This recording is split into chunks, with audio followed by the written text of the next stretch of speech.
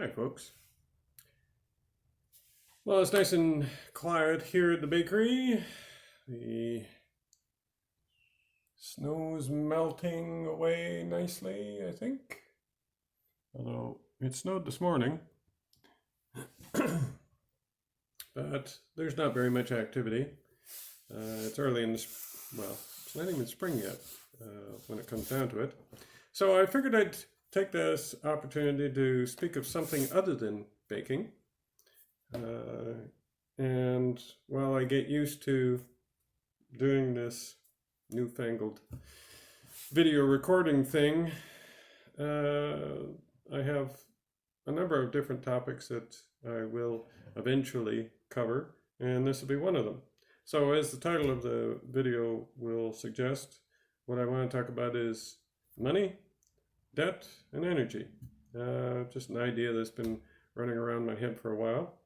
And I'll touch on money first. This stuff. Now, this may look strange to most people, certainly in America, but this is $20 bill, and we're all familiar with it. It's the stuff we work hard to earn, and then we seem to work hard spending it too, on essentials as well as frivolous things.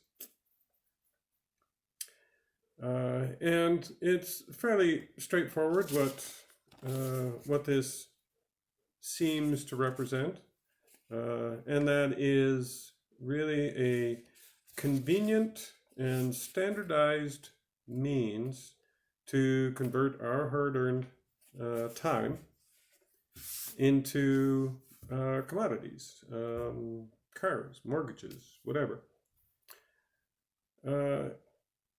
It has a really special, and I'm talking about this stuff, really a special quality to it. If you and I, the general public, stop believing that this $20 is actually worth $20, it stops being that. It's almost magical in the sense that money is a faith-based system. We have to have faith that this will represent a certain portion of our labor and will purchase a certain amount of goods. And we all bellyache about, dollar isn't worth as much as it used to be. And you know what? That's exactly right. We used to purchase a lot more with our dollars than we do now. That's inflation. I'm not going to cover that. And really, I'm not going to cover anything about money in the typical fashion. What I wanted to discuss with you is looking at money from a different perspective. And in this case, what I want to talk about is money as a energy conduit. Now, what do I mean by that? When you're earning money, when you go to work, you're expending energy. And we can endlessly track the amount of energy that you have to expend or use in order to work. You can think of it as the car that you drive. You use energy to drive to work. The building where you work, if you're working in a building. The tools that you might use. All of those things use energy in order for you to accomplish your job and earn money. You could extend that back into the house that you live in, the food that you eat.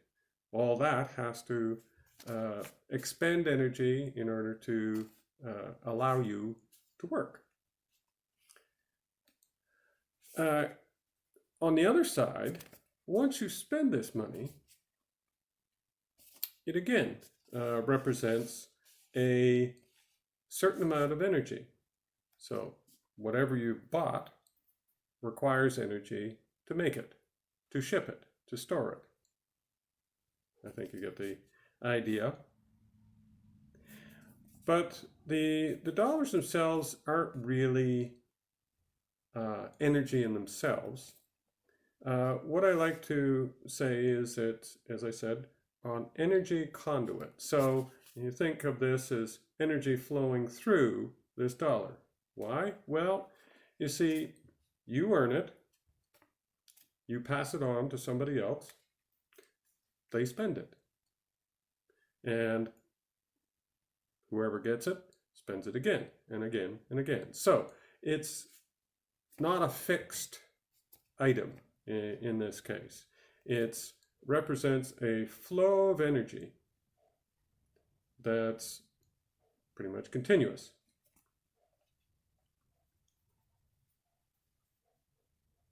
So that's money, if you accept my premise.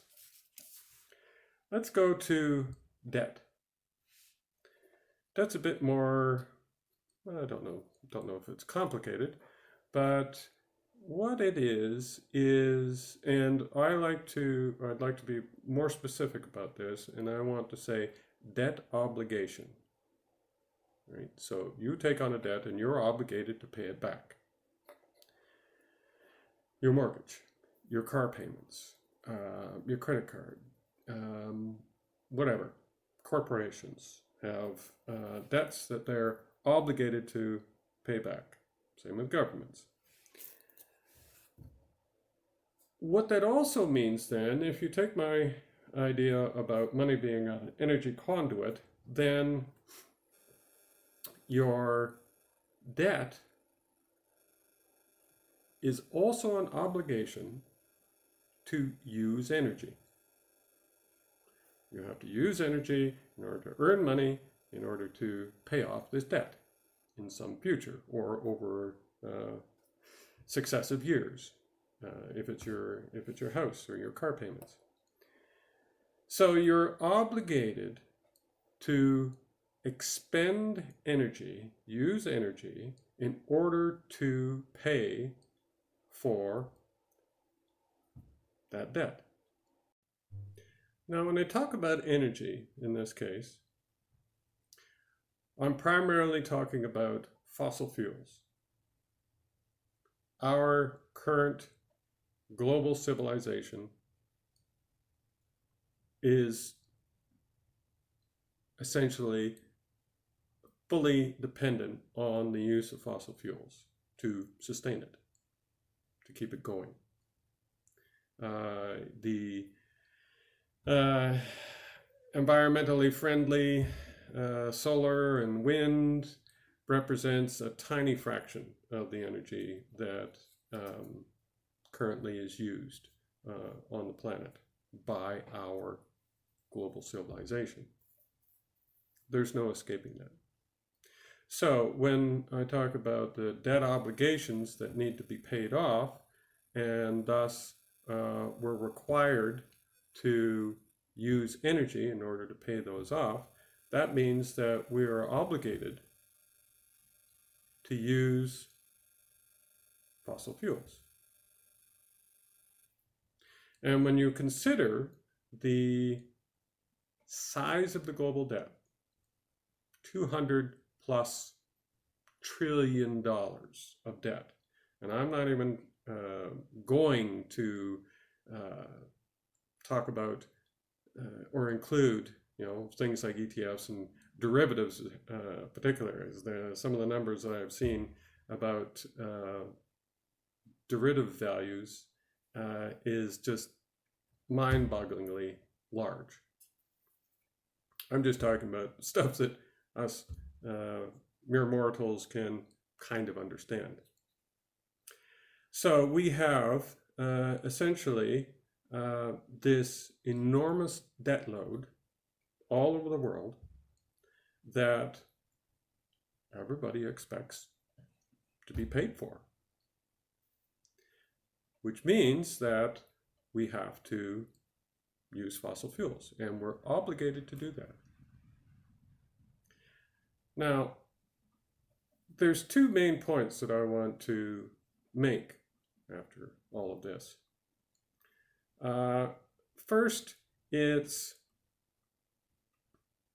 all the talk about being environmentally conscious and using less and using environmentally friendly energy sources and all of that, all essentially, as far as I'm concerned, dead in the water.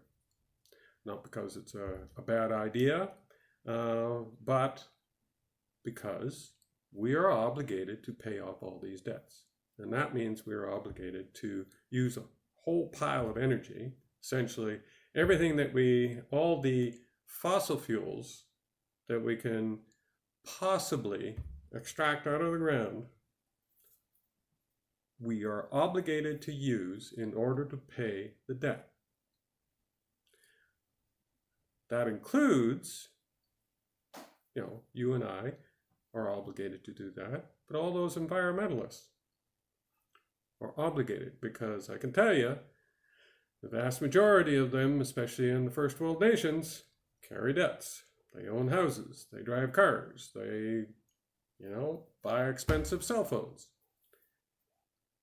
And they're trapped in that. They take on a debt, and then maybe they say, oh, well, we won't pay for it, we'll just go bankrupt or whatever. And I mean, that's an extreme example, sure. But that doesn't fix anything, because fine, they decide they're not going to pay the debt. That doesn't mean it disappears. It means it gets shifted to somebody else. Somebody else is going to have to be pay for that, which means somebody else is going to have to expend energy, fossil fuels primarily, in order to pay for that. Now, there is conversely, or perhaps perversely, another side to this. You see, I talked earlier about the size of the global debt load. 200 trillion. Let's use that figure. I've heard lots higher. Well, how about we talk about the inventory of fossil fuels that are currently available. Now, I want to be a little bit careful with that, because a lot of the figures you can't trust, right? I'm going to pick on Saudi Arabia first off, but I think it's fairly typical. They've been lying about their reserve capacity for decades. We have absolutely no idea how much actual oil in the ground they have. They've been keeping that quiet for a long time. Back in the 70s, when OPEC kind of started, they all, especially in the Middle East, inflated their reserves enormously without any proof. And funny enough, most of those reserves never seem to fall. We've seen recently that Saudi Aramco went public with an IPO, and now they're valued at $2 trillion or something like that. Now, that's a speculative value on the company. That doesn't represent the actual value of the reserves. And even if it was, that's $2 trillion. Now, you start gathering all of the resources, the reserves, oil, gas, coal, let's use those, of the entire world, put a value on that, And I can pretty much guarantee you that it's going to be only a fraction of the debt load that we are obligated to pay. Now, that means we don't have the energy to pay for all that.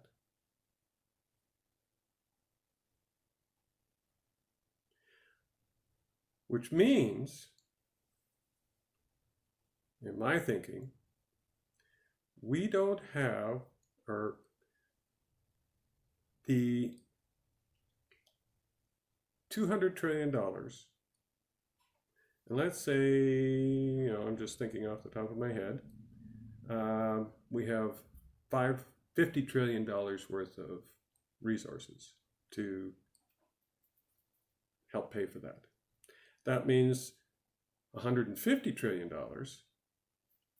are never going to be paid for because we don't have the energy in order to generate the funds to pay for it. Ultimately, what that means is that $150 trillion, or 3/4 of all the debt all across the world, is worthless. I think that's worth thinking about for a while.